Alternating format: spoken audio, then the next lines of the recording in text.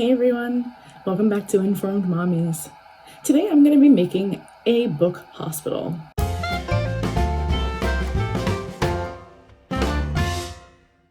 Elle ripped her very first book today, and I told her it had to go to the hospital to get fixed. But we don't have a hospital for books. So I am taking a basket and I'm going to turn it into a book hospital. Now this one in particular has slats on the sides and bottom. So if I try to stand the book up in here, it kind of just falls out. But I'm going to be taking some cardboard and some contact paper and turning this into a book hospital. The first thing that you're going to want to do is measure. Now, I'm by no means the most crafty person out there. I have lots of really great ideas, but they don't always pan out when I do them in practice, so we're going to see how this turns out. I need to measure the inside of the basket so that I know what size the bottom and the sides both need to be. So the inside is, we're gonna call that 4.5 inches. 4.5 inches tall.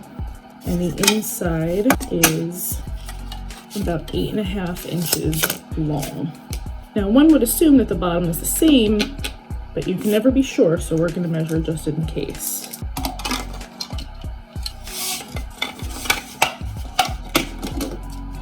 So this is where it's going to be really fun because the inside on the bottom is just under 9 inches. So we're going to call it 9. We can always trim it later. So the side is 4.5 by 8.5. And the bottom is 9 inches long. And then let's measure the inside width.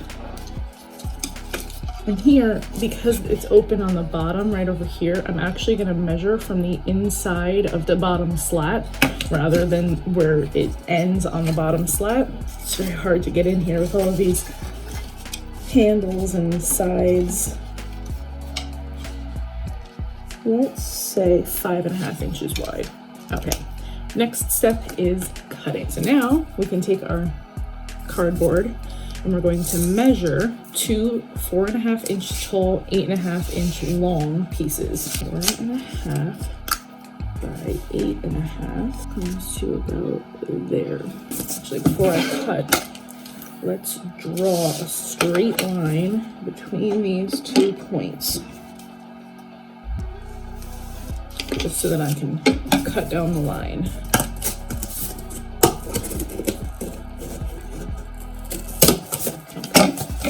Now, let's measure it in the basket.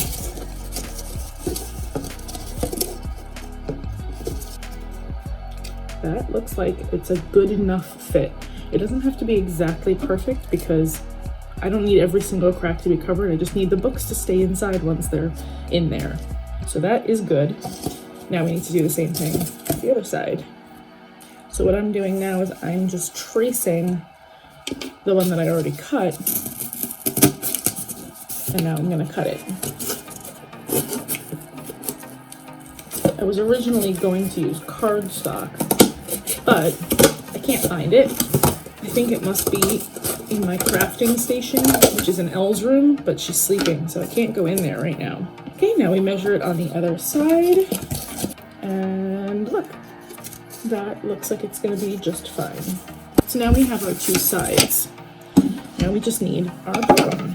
Now, I have two pieces that have been cut out already, but that doesn't mean that I can't still use these scraps.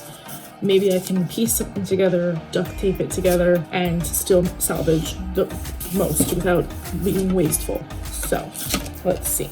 9 inches long goes to about here, and 5.5 inches wide goes to here. That's not gonna work. Let's try going from the other side.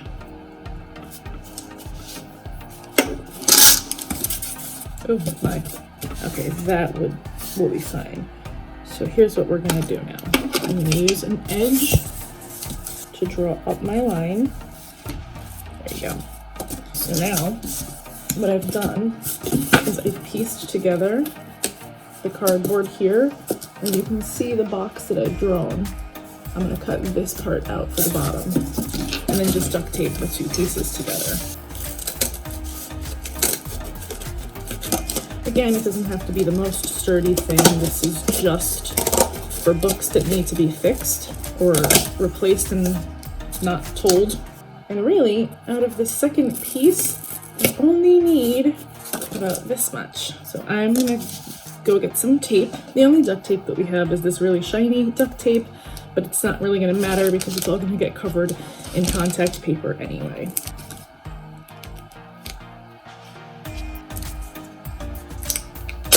Just gonna put a second piece on to make sure that it's nice and sturdy. There you go. Now comes the contact paper. This contact paper has been around the block a lot. I've had it for about 5 years now.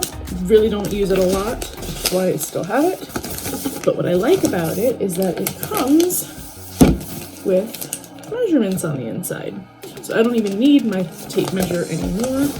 Now I'm just going to use the measurements that are on the inside. I'm just tracing the inside of the bottom. And I'm going to do that twice because I want to cover both the top and the bottom so that it looks pretty on both ends. Okay. Now let's cut. I know contact paper is not often used for cardboard, but hopefully it's going to work anyway, because I think it would really look cute and it would make the hospital look more put together rather than it just being a piece of cardboard holding it in. Okay, now that is cut. So now we need to get the corners peeled. What I'm doing now is just peeling off the contact paper to make it nice and smooth, and I'm just gonna fold it down. And because it's not really meant for cardboard, it's not sticking very well to the edges, so I'm just gonna use one little piece of Scotch tape to hold it down. And that's one side. Now I have to do the other side. So it looks as though this side is a little bit larger than the other, but that's okay because we'll just fold it down and connect the paper to itself to cover that open edge. And then, again, because it's not really sticking to the cardboard that greatly over here, I'm just gonna use a little bit of Scotch tape to hold it down. And look, that is the bottom of our hospital. So now let's put this in. It's actually a little too big. If you look, I must have mismeasured or miscut. So let's pop it out. And let's cut a little bit of it off. And now we have this open edge, but hopefully it shouldn't show once we get it inside the bottom. So let's try this again. And look, that's the inside. Now, I know that there is some space on the sides, but I want to be able to get it in and out without a problem. And again, a book isn't going to fall through a tiny little crack like that. It was more that I was having trouble keeping the book inside with the giant slats. So now we have to redo the same process with these two edges. Tracing. Okay, so now we're done tracing, and then we need to cut. I'm actually planning on cutting a little bit more than what I've traced because I found in that last one that I had some ends that were not quite long enough for what I needed it to be. So rather than end up with an edge that doesn't quite match, I'm just gonna cut it a little bit big, and then if I need to, I can always trim it down. So let's peel. And I'm leaving a little bit of room for the contact paper to go around the edge since it's going to be bigger than the cardboard piece. We're going to put a little bit of tape down to hold it in place. I'm sorry for the shaky camera, but I'm on my dining room table right now. Now hopefully the other side will stick better because it's going to be sticking to its own paper rather than the cardboard. And I think that contact paper will stick better to itself than it will to something like the cardboard. Let's peel.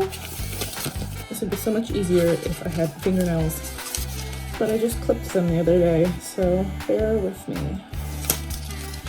Now we're going to take the other side, place it down as I pull the contact paper backing off. There we go. And now I am just putting all of the sides down.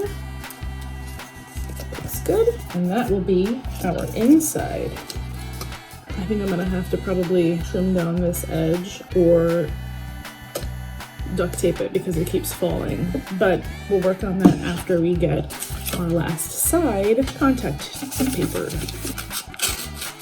When you're dealing with contact paper that's as old as this one, it's kind of difficult because it is so inclined to curl because it's been sitting in a curl for so many years without me touching it, which is a little bit annoying when cutting it and measuring it, but it's not the end of the world. You can work around it.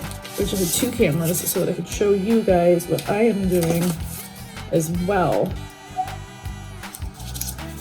I hear that child. It sounds like she's awake.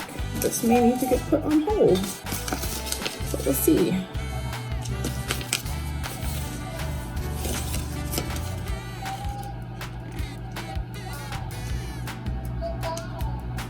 Yeah, she's saying Dada. Maybe Dada can go get her.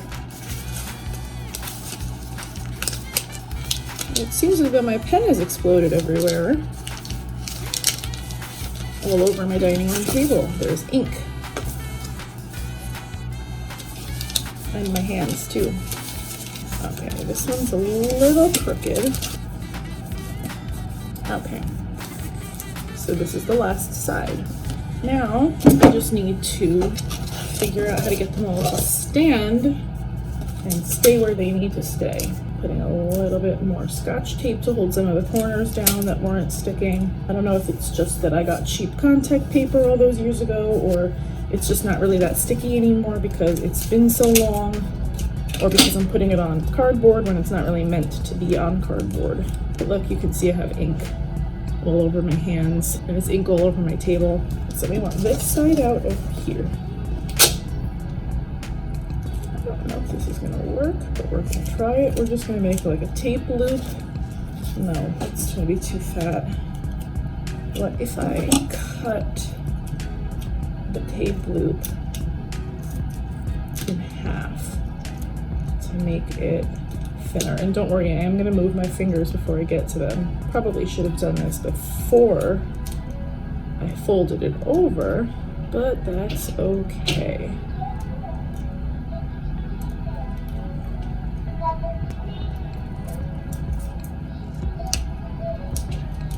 Okay, so now I have 2 tape loops that are thinner that I'm going to put on the inside of this top slat to hold it in place like this. And then I'm going to do the same thing with the other side.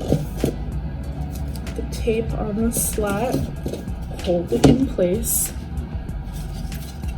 And there we have our brick hospital. Thanks for watching. Remember to like, comment, and subscribe. And join me next time for more crafts or ideas. Bye.